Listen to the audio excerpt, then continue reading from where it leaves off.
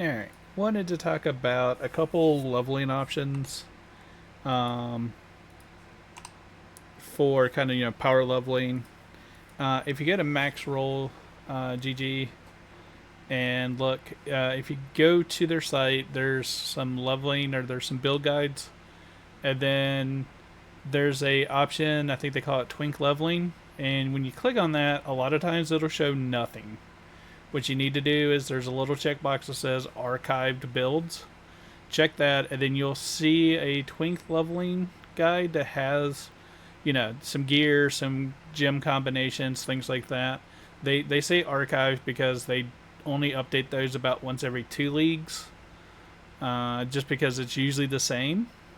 But they don't always check it, so they just want to make sure that until they check it or somebody has checked and verified those builds still function the way they are.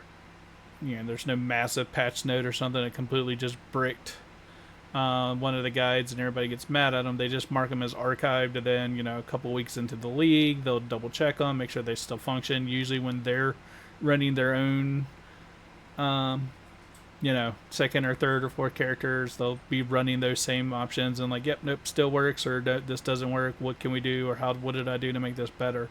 And they update the builds and they take them out of archive. But in general, I just wanted to quickly high level cover some options. My new favorite. So one, I like using Hollow Palm. It's effective if you're basically starting out as rogue or shadow, as a ranger, a duelist, or even a berserker.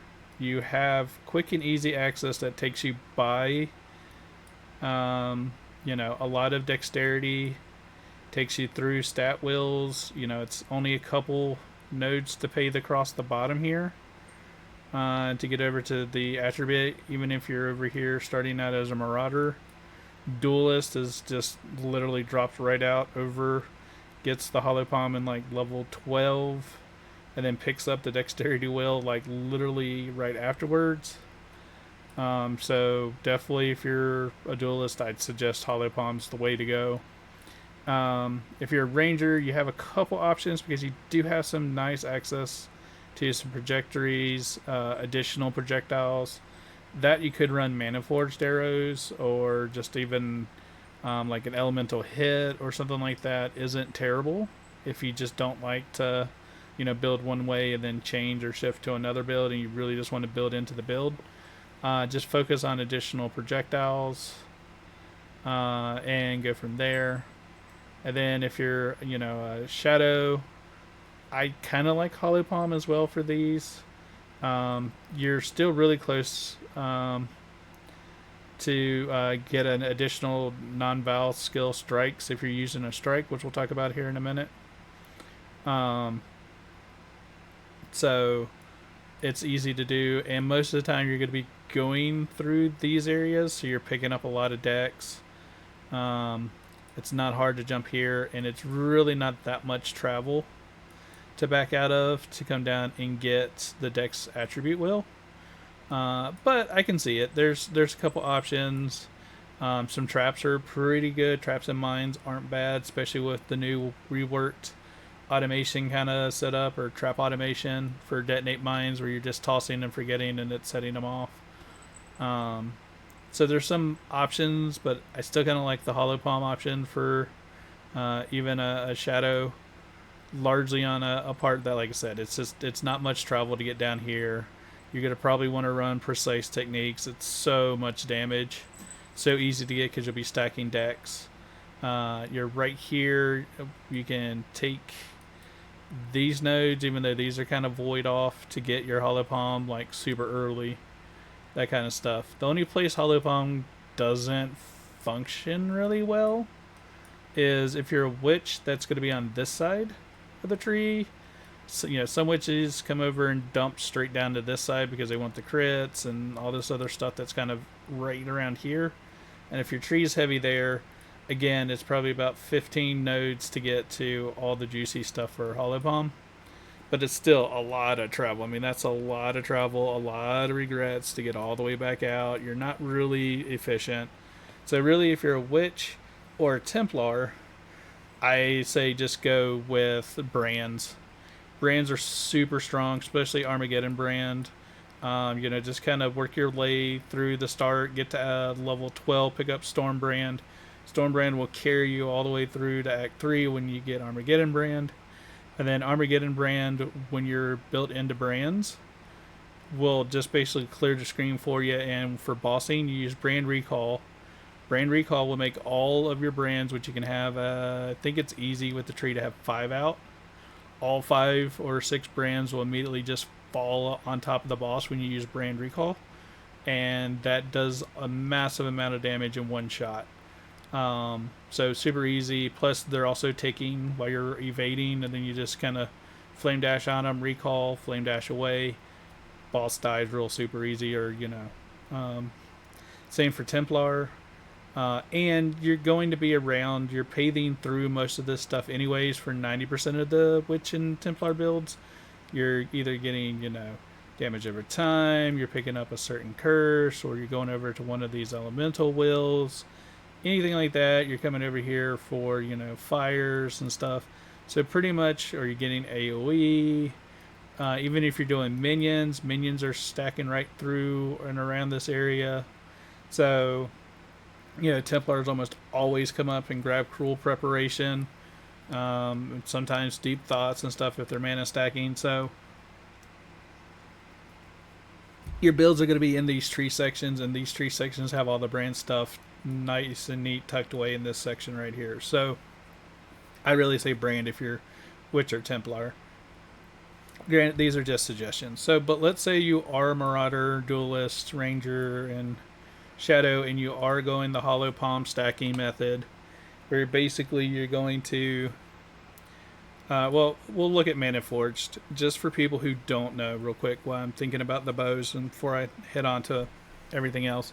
So Mana Forged arrows is a support you can get at level 8, and basically you just stack a whole bunch of bow attack skills with it. I usually put I either have a 5-link bow that I'll put Mana Forged and 4 other skills in, and then put the 6-link, my main attack, either something that has a pretty high mana cost, because you really just want to trigger the Mana Forged all the times, just about every bow cast or bow attack. But basically, after you exceed 300 of the mana cost of anything tied to Mana Forged, it'll shoot that arrow or that skill set off. And like I said, when you're 6-link, you're pretty much going to always be shooting the additional thing, so you get a lot of AoE coverage, while your 6-link is basically your primary single target. The Mana Forged is doing your screen clear, so that you're staying, usually if you're running Mana Forged, you're staying full potions 24/7, and you're staying probably 1 or 2 levels above the zone, if not more, which kind of helps when you get towards the end of the story and you want to be 2 or 3 levels above, so it's easier to get your gear as you transition post Katava fight. So that's kind of the Mana Forged method. One skill that you can run as a witch, if you're doing, especially if you're going to do minions, if you're doing a minion build, absolutely consider doing Absolution. Kind of acts like a pseudo smite. And Templars who are going to go into their minion, I forget the option there, the name of it, whatever, they're kind of minion relic options and things, can run Absolution as well. But basically you tag a monster, then if it dies, it creates a Sentinel of Absolution, which then runs around and just casts basically Absolution again. And you kind of just start building up this little, army of 3 Sentinels, running around shooting and smacking and just kind of helping you clear the screen. And so you're basically at that point, your job's just to tag the monster while your minions kill it, add on zombies and skeletons and everything else. Throw a Val, summon skeletons in for bosses. And you can really just kind of minion or zoomancer your way through early as a witch or a necromancer without a whole lot of issues. So definitely think about that as a which option if you just don't like how brands play. Um, but back to it. So when I'm doing Hollow Palm, I'll used to run Smite a lot. Smite super strong. If you run Smite, you're gonna want to do Ancestral Call support, and you're gonna want one of these strike nodes or attack masteries, because what you're trying to do is the non-Val strike skills target one additional nearby enemy. So basically, what you'll end up getting is you get Ancestral Call, where it'll attack 2 additional enemies, plus Might's attacking 1, plus the extra, so you get 2. So you're striking 4 enemies at one time, and that AoE just kind of really gives you solid clear. I always, when I'm kind of re-leveling and all, I'll always just roll mine Smite. Usually takes about 2 to 3, sometimes 4 Vows on a bad day to make a level 1 Vow Smite. But the use of Vow Smite is super helpful. What I do is basically you can just run into a new room, smite the entire room, and then just keep running past it. If you have Adrenaline from Death Rush, then you Vow Smite, the room's cleared, and you run to the other side of the room. You use regular Smite for 3 or 4 packs. By the time you get to the other side of the room, your cooldown on Vow Souls is up, and clear the next room or 2. Then you can smite the next room with Vow Smite, and just kind of go back and forth with that. When you put Smite on, though, one thing that everybody has an issue with or forgets, Smite is really clunky if you don't do this. So what'll happen with Smite is you'll end up in a scenario where you click and it looks like you got stunned, or you clicked and you got hit and it cancels the animation, or you click, you start to do the animation, and then you step and you no longer cast. So for both Smite and Vile Smite, you want to make sure you come in here and you check this always attack without moving. This frees you from having to actually be in range of the monster, and it keeps you from stutter stepping and canceling the animation. This is exceptionally important for Val Smite as well, because Val Smite you will cancel a million times over before it goes off with walking if you don't do this.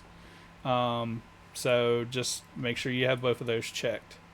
And then, like I said, you'll need Ancestral Call support. And let's just pop over to some map real quick.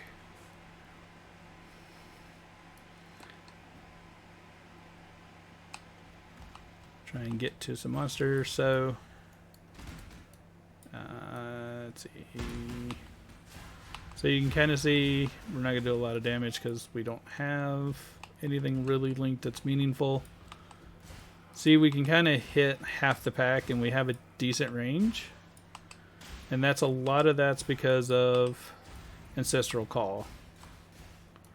So if we take Ancestral Call out and go and try and do this again, without it, you'll see we're only kind of getting just a little hit here. We're not really smacking as many as we can. Now let's get over to a bigger pack since we've charged up our Val Smite. And as you can see, we can clear quite a bit of distance because it's basically a screen wide hit. So alright, let's just... Alright, so the next skill, since we just kind of covered Smite, that I really have been enjoying, especially for Hollow Palm, is Volcanic Fissure of Snaking. So basically, you'll slam the ground, and then you're going to create, by default, 2 additional erupts. If you get 20 quality on it, you'll actually have 3 eruptions. So that's really important to try and get a level 1 quality 20 gem. These are about 70 chaos even level, or 3 weeks into League. For actually, this was a level 1 quality, like 15 was a 70. A level 120 was actually about 100 chaos. Just because of the gem cutters being a bit pricey. But as you can see, what happens is it basically kind of travels out and circles around. Now, because there's no monsters around, it doesn't really have or know where to go, so it just kind of randomly shoots around, seeing if it can maybe spot something.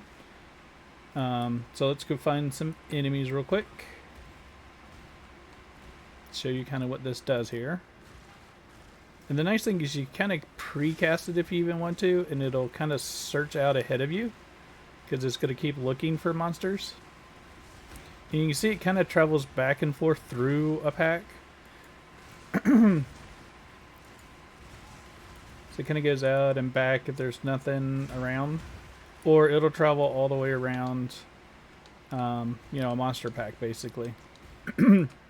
So, and you can do this or add multi-strike into this. Once you get to, you know, obviously level 34, 32. And it does just what you'd expect. You basically get, you know, 3 times as many attacks with the same. And you can kind of see here, this is a good example, where it kind of just stacks on top of a monster as it's flailing around. Like, it'll go out and it'll come back and hit the same monster again. So you can hit them with the initial hit, and then it'll kind of go out and come back. But I haven't really seen where it's like smack the same monster more than like just twice, or you know, like this. That's the multi-strike. If I take the multi-strike out and we smack them, it goes out, it'll come kind of back around sometimes. This one missed. That one goes out, kind of comes back. Wow, it is really hunting for anything but this. There you go. You can kind of see right there where it went out and kind of came back. So it's really trying to hunt this time, though. So when you have this stacked, I mean, this is just not even the right kind of axe, and it's just an axe I have and some armor, nothing fancy, and not really geared. You know, this still only has, you know, literally 1 support in it, and it's level 1, and we're in a level 66 zone. And even a level 1 base damage off. I mean, don't get me wrong, this isn't a bad DPS axe, but it's still able to kind of clear. As you're leveling through with a holopomp, you're one-shotting everything in this map.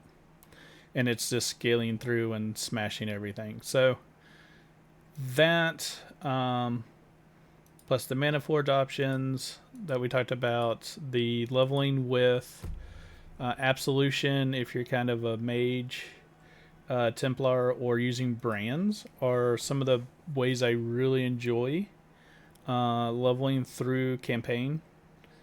Story mode, they're just super fast, super easy, depending on where you're at with the tree. And, you know, if you're going for the holopalm, there's even a couple additional options to really make it shine. If you really kind of want to early twink it.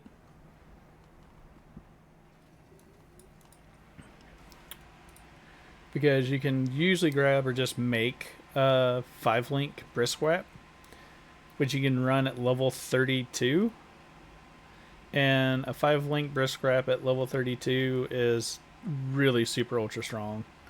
Because you're getting 15% increased dexterity, and at that point you've already got your Acermentus, you got your rings, so you're running a ton. Plus you get 1% increased damage per dexterity. Again, you're gonna, or 15 dexterity, you're gonna have, you know, 200 to 300 dexterity, so that's, you know, again about another 30% increased damage. So, and you pick up some extra, you know, evasion and stuff, so you can stack that into it, as well as a cheap, easy replacement for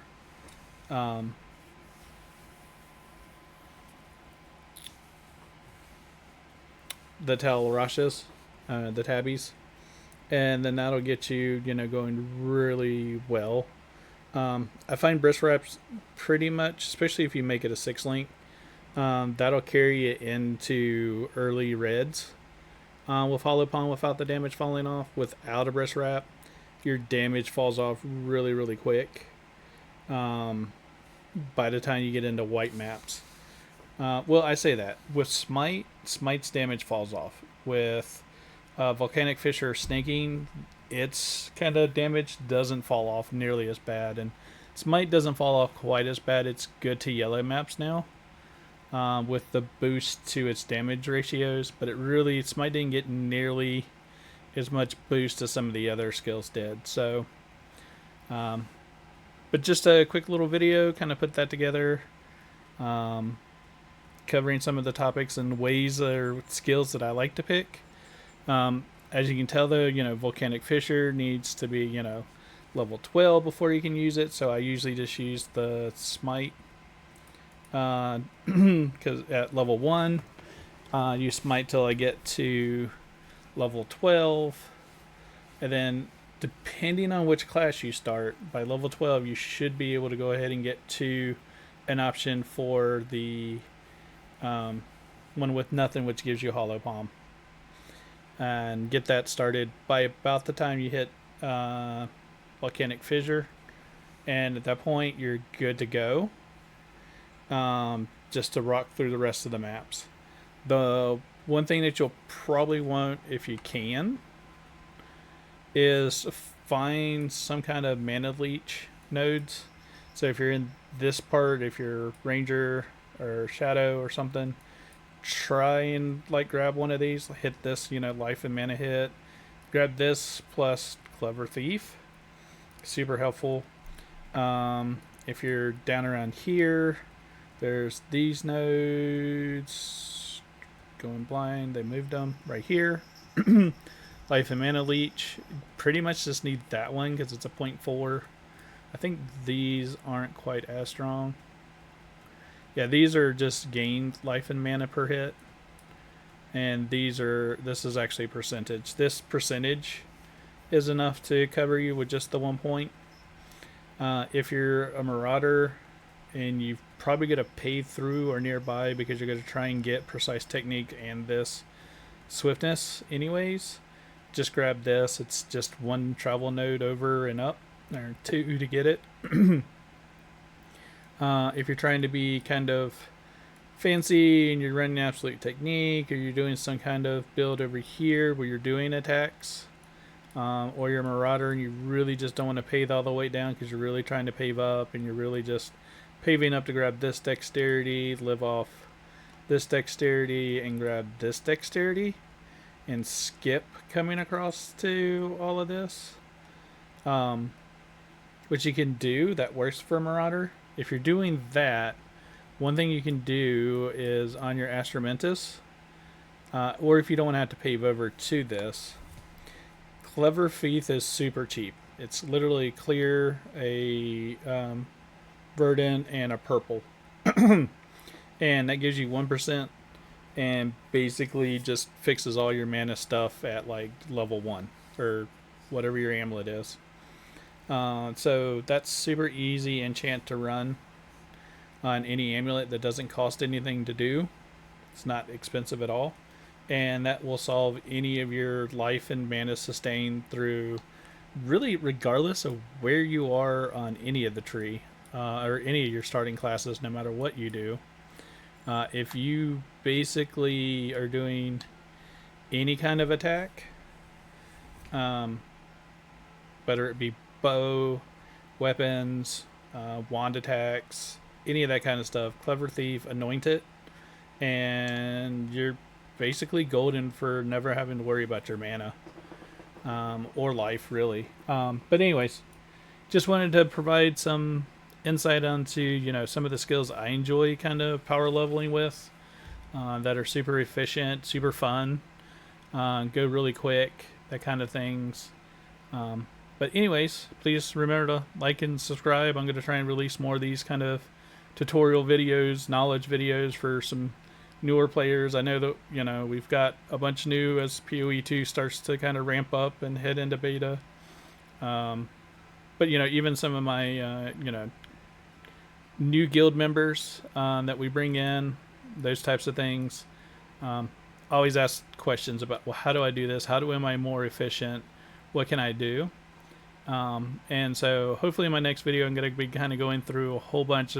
I'm starting a new character, running this gear, kind of covering through what I'm doing, Tips and tricks I've looked and read and have studied from some of the racers. Now, I am nowhere near ever going to be good as a racer, not because I couldn't, but just because I don't need to.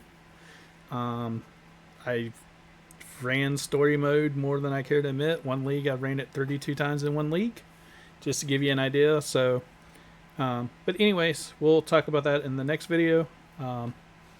Catch you all later. Bye.